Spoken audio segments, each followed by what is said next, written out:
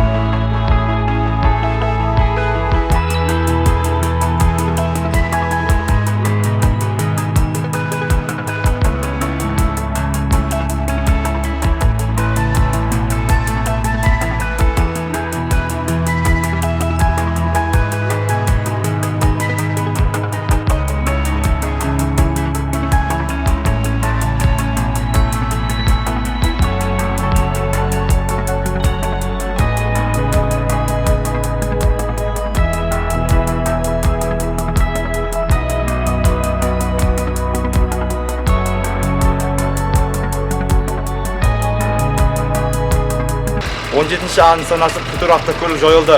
Номер 9 нысана танкіге қарсы қол гранатасы жойылды. Оқ-дәрілер толық жұмсалды. Атыс барысында ешқандай кедергілер болған жоқ.